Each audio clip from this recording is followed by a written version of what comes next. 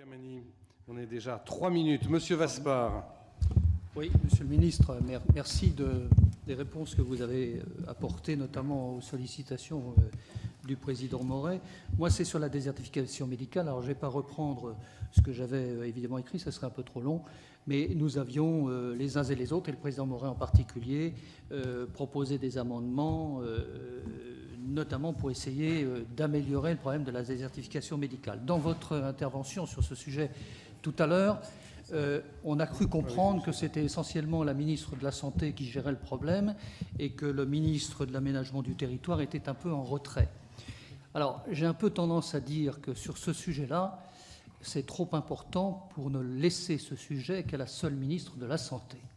Je pense que c'est aussi un problème d'aménagement du territoire, pas uniquement un problème de santé publique. Donc, je voudrais savoir, étant donné que vous étiez très sensible et soucieux en tant que sénateur à l'aménagement du territoire, quelle est la position maintenant du ministre de la Cohésion des territoires sur ce sujet et dans quelle mesure êtes-vous ou serez-vous associé aux réflexions conduites par votre collègue de la Santé à ce sujet? Et j'ai même une suggestion à faire, là, cette fois, à notre président, c'est que si le ministre de l'Aménagement du Territoire est un peu en retrait sur le sujet, il me semblerait indispensable que nous auditionnions la ministre de la Santé. C'est prévu, Monsieur Vaspart.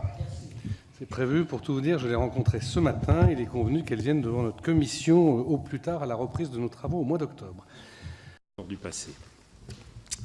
Monsieur Vaspart, sur la désertification médicale, le ministère de la Cohésion des Territoires ne se désintéresse pas du tout du dossier, mais il y a deux sujets différents. Il y a le sujet, je dirais, de comment aider les territoires à avoir des structures d'accueil et faciliter la venue de médecins et de spécialistes, avec le financement des maisons de santé et un certain nombre d'opérations que nous pouvons mener.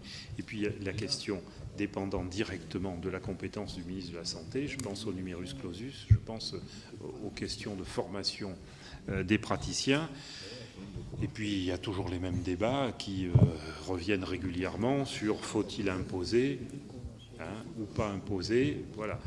Je n'exclus rien, mais on le fera, sachez-le, en parfaite coordination avec la ministre de la Santé, Agnès Buzyn, qui connaît parfaitement ces problèmes-là, et nous allons y travailler ensemble. Mais ce n'est pas un désintérêt du ministère de la Cohésion des Territoires pour ce sujet qui est fondamental dans nos territoires. C'est évident. Parce que quand il n'y a pas de médecin, les gens ils ont tendance soit d'abord à ne pas venir et souvent à partir. Donc je connais ça. Et il ne faut pas exclure la question des spécialistes. Des spécialistes, parce que nous avons des départements où il n'y a plus de spécialistes, y compris dans la préfecture. Tout à fait. Bon. Tout à fait. Et ça, c'est exact. Un certain nombre de villes moyennes. Et ça, c'est un vrai problème. Ouais. Que je signale d'ailleurs au ministre de la Santé, parce que c'est extrêmement grave.